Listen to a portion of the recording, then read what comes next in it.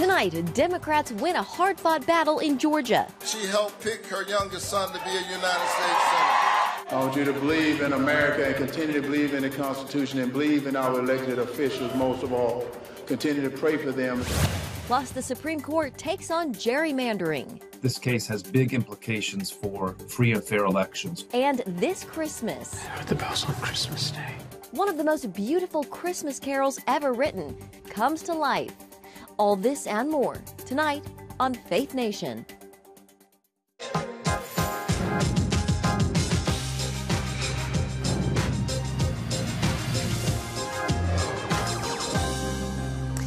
Combating anti-Semitism in America. Good evening in Washington, D.C. I'm Jenna Browder.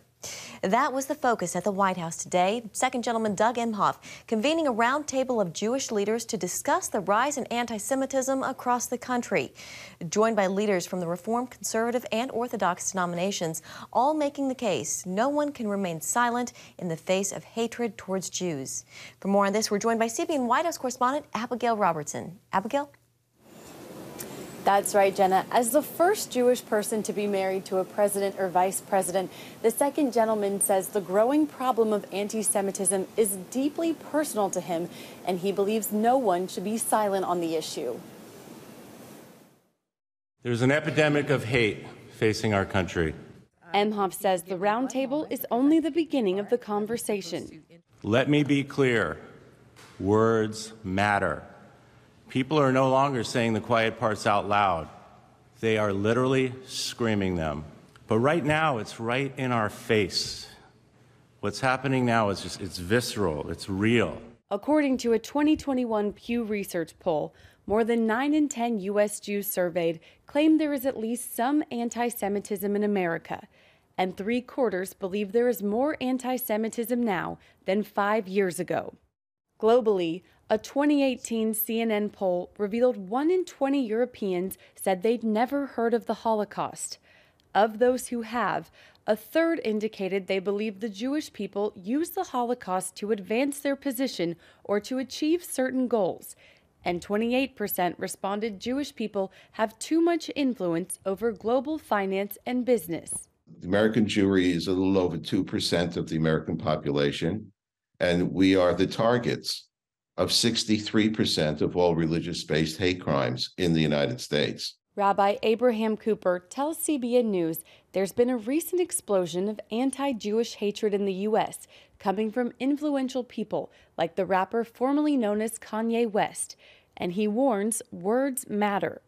We're already a community that spends a lot of its resources to secure the safety of our Jewish schools, of simply walking to synagogue on the Sabbath. You coordinate with the local PD. And he says he welcomes the conversation hosted by Emhoff, but thinks Democratic leadership needs to do more. I also still await action by the Democratic leadership against members of the squad who have, from the congressional bully pulpit, expressed anti-Semitism and paid no price whatsoever for it. And leaders at the White House today said for far too long, people have not taken anti-Semitism seriously, and added that the time to act to curtail the surge is now, because later will be too late. Jenna? All right, Abigail Robertson for us at the White House tonight. Thank you, Abigail. And here now for more, Johnny Moore, president of JDA Worldwide. Johnny, welcome. Good to see you. So the second gentleman is taking on this initiative to combat anti-Semitism. How important is it that he's taking this on?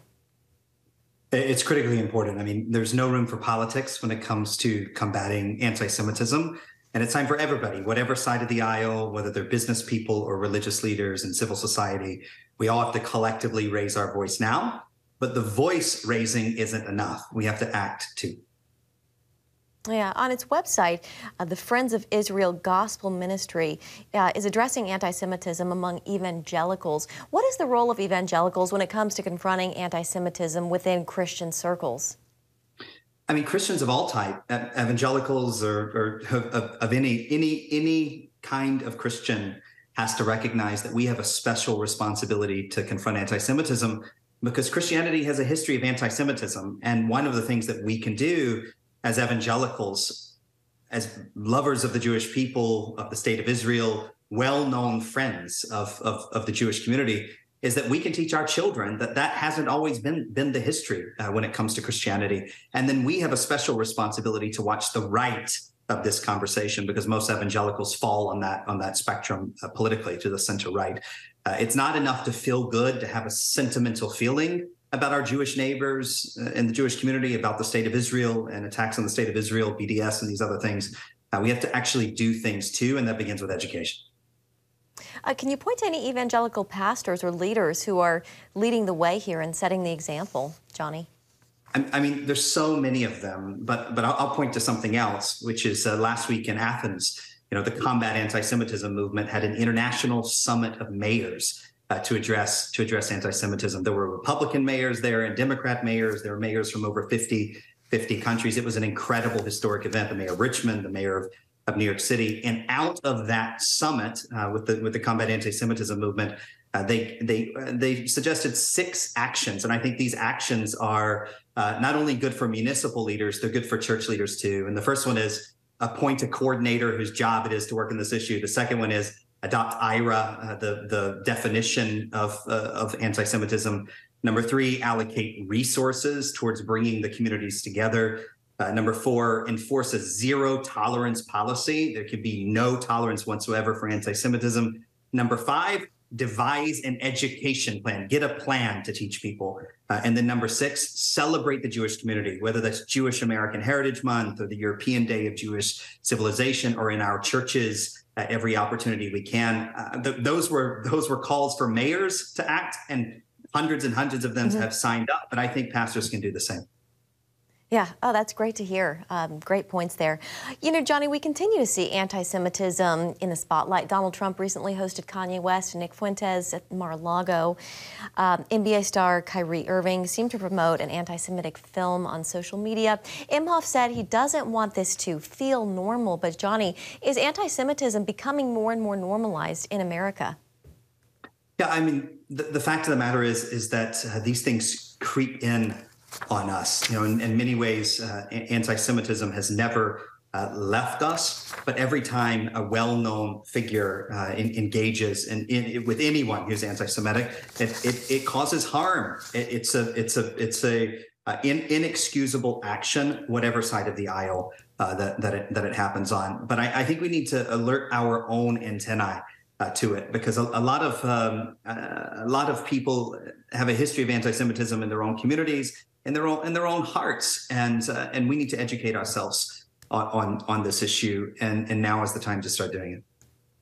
Absolutely. All right, Johnny Moore with the JDA Worldwide. Johnny, it's always good to see you. Thank you. Have a great night. Thanks for having me.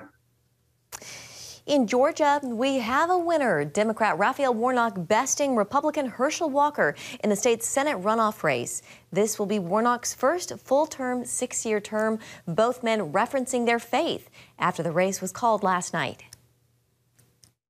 Thank you from the bottom of my heart.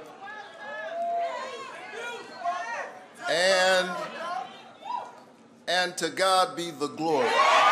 I want you to believe in America and continue to believe in the Constitution and believe in our elected officials most of all.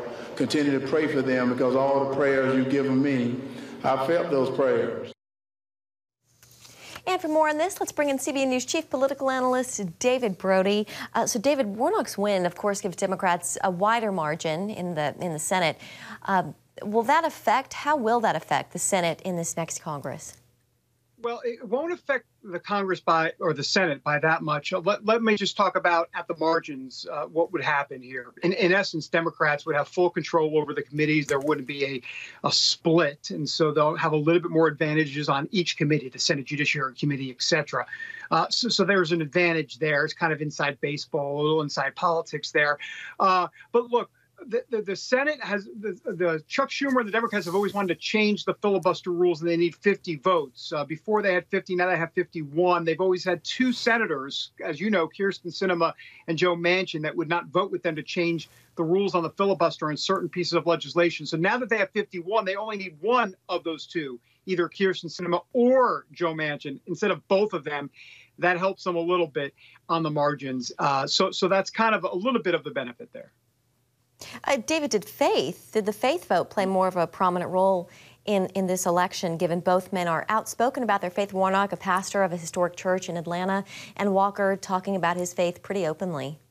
Well, I think the faith vote obviously played a role. In Georgia, it will always play a role. The problem is that for Herschel Walker, some of that controversy as it related to his past around ex-girlfriends and abortions hurt him with evangelical women.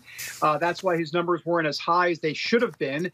And as for Raphael Warnock, the Democrats have a great get-out-the-vote operation, and that worked especially in African-American communities and also within the actual suburban counties of Atlanta, Gwinnett County, DeKalb, Cobb, and et cetera. So it definitely helped them for sure there. So Walker's loss is another pretty high-profile defeat for former President Trump.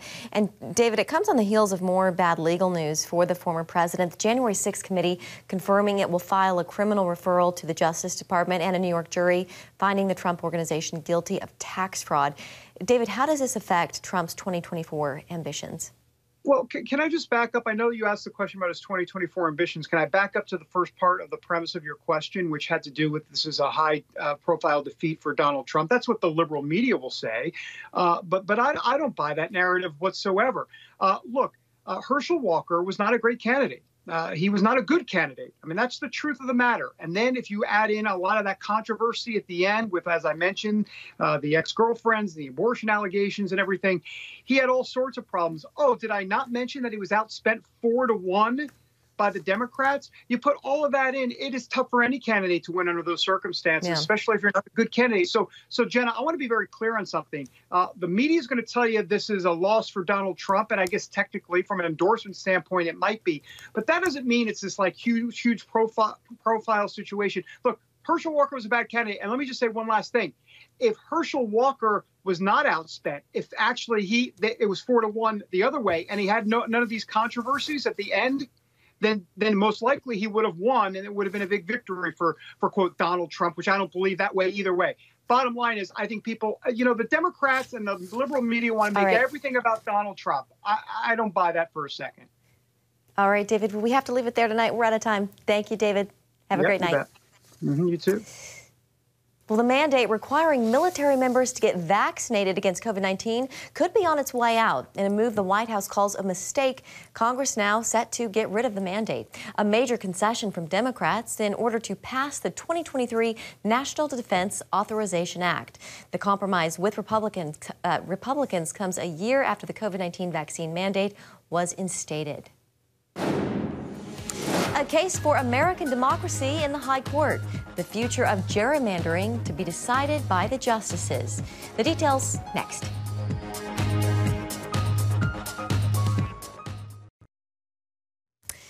Welcome back. The Supreme Court is diving into the debate over power of judicial review. North Carolina state lawmakers want sole power when it comes to federal election laws, redistricting maps, a process known as gerrymandering. In what some call the most important case for American democracy, the state's Republican-controlled legislature wants to remove the process of checks and balances based on an interpretation of the Constitution. Brody Carter has the story. Brody? Jenna, in 2020, an updated census gave North Carolina an additional seat in the U.S. House of Representatives. This also allowed the Republican-controlled legislature a chance to redraw its election map. Well, multiple lawsuits were filed and found that new map was gerrymandered to benefit the Republican Party. That's now ultimately led to a review from the nation's highest court. This is the map that North Carolina's Supreme Court says is unconstitutional and unfair. That decision led to the case of North Carolina House Speaker Timothy Moore versus Becky Harper, a Common Cause member against partisan gerrymandering. What it basically says is that state legislators, and only state legislators, have the absolute power to set election-related laws and draw congressional maps. Mike Sozan with the Center for American Progress sees Moore's argument to gain this power in the state legislature comes from his interpretation of the Constitution. It's under the election clause founded in a theory called independent state legislature theory. On the one hand, does legislature mean just the legislators on their own who get to act? Or does it also mean more broadly, the whole lawmaking process that the legislators have to be part of, that include the governor's signature or veto and a court review and a constitutional guardrail. Wednesday's argument in court brought concern from Justice Elena Kagan. This is a theory with big consequences. I think what might strike a person is that this is a proposal that gets rid of the normal checks and balances. Other concerns voiced from Justice Kagan included widespread gerrymandering, restrictions on voting, and removing several voter protections. I think, in fact, the North Carolina state legislature is correct here, that a state Supreme Court can simply jump in and override their authority. Hans von Spakovsky with Heritage Foundation sides with Moore and believes the Constitution does give election power solely to state legislatures. Progressive liberal groups are, and folks like the New York Times, are engaging in hysterical claims saying if the Supreme Court rules in favor of the state legislature, it's the end of democracy. That's an absurd claim. Sozin worries a Moore victory would create a myriad of problems for future elections, even potential violence. State legislators are going to be turbocharged to pass whatever election laws they want to. We're going to see a lot more of election chaos when there's this is going to have fallout for many years as people try to interpret exactly which rules stand, which ones would fall by the wayside. Well, the case was submitted after playing out more than 3 hours. A formal ruling will likely be announced next summer. Jenna? All right, Brady Carter, thank you very much, and we'll be right back. Some have called it one of the most beautiful Christmas carols ever written. Henry Wadsworth Longfellow's I Heard the Bells on Christmas Day is about the grief that silenced him as he saw the country divided by civil war and his family torn apart. Longfellow's song and story are the inspiration for Sight and Sound Theater's very first feature film. CBN's Ephraim Graham traveled to Lancaster, Pennsylvania to bring us this story. I will fear no evil. From King David, What's your name? My name is Esther. To Queen Esther. This Jesus is a rebel. To King Jesus, Sight and Sound Theater brings Bible stories to life on a grand stage.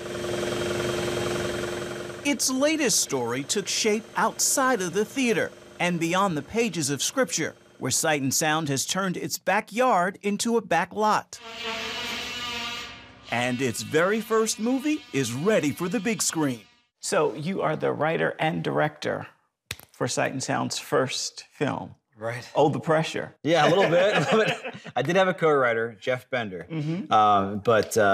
Yeah, you know, we pioneered and entrepreneured something entirely new, and I jumped in the fray and rolled up my sleeves and, you know, directed the film. Is it Christmas now, Papa? It's not Christmas until we hear the bells. The bells. The hopeful voice of the church. Already enshrined as America's poet, his works have helped shape the national character. He is Henry Wadsworth Longfellow.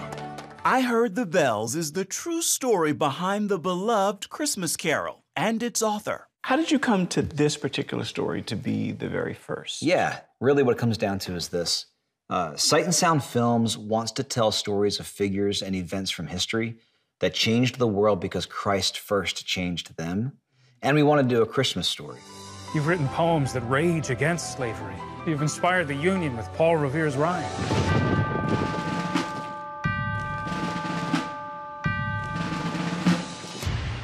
You'd make a brave soldier. We discovered this beautiful story that came out of one of the nation's darkest time periods, which was the Civil War. And it's a poem, and it's really a diary entry about the protagonist, Henry Longfellow, and his whole journey of faith. And we thought, there's a lot of people that can relate, you know, to this man who had it all, lost it all, and then had it come back again and be redeemed through, in this case, the symbol of a bell ringing out more loud and deep, that God is not dead, nor doth he sleep. A Merry Christmas, say the children, but that is no more for me. The bell has fallen from its steeple. Stephen Atherholt plays the leading role. How well did you know him before this story? Not super well. I knew of him. I knew that he wrote The Children's Hour and I Heard the Bells. But that's really it. Getting the opportunity to play him was an amazing chance in I Heard the Bells to dive into more of the depth of who he was and really fall in love with his character. What did you love about him? The struggle for hope. I think as an actor, the ability to struggle is what everyone relates to. We all have trials in this life. When you're not willing to give in, when you say, I know there's hope on the other side, even though Henry didn't feel it, he couldn't see it. We all long for that. And to be able to find that hope together with him as a character was a beautiful journey. Promise me you will not let this war take our sons. You have my promise. Rachel Day Hughes takes the journey alongside him as Longfellow's wife, Fanny. Do you have a hope for the film as it gets released, a prayer? I do, yes. The final words of the song are peace on earth, goodwill to men. Mm-hmm. And those words are not original to Henry. They're original to Scripture. And they're the reason we celebrate Christmas, is because Christ really did come to give us peace on earth. And so if there's anyone out there that is walking through a story of grief this Christmas, it's my hope that this film inspires you as you watch Henry's journey to reclaim the truth of those words over his life, that it inspires you to do the same. My poet, you're beautiful. God is not dead, nor doth he sleep. You are a good man, Henry.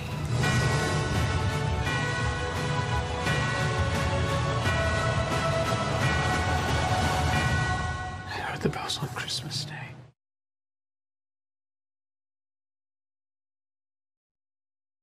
Finally tonight, remembering the attack on Pearl Harbor 81 years later. Tonight we honor the lives lost that day and the heroes who survived, including Luke Conter, who was on the U.S. Arizona, the 101-year-old sailor in his own words. December 7th is a very big day, and the 2,403 military men that were killed that day should get the recognition above everybody. They gave their life and they gave the all. And for years, Conter and other veterans flew back to Hawaii for an annual remembrance ceremony. This year, he says he watched from home. And we thank him for his service and all of the members of the military. And thank you so much for joining us tonight. We'll see you tomorrow.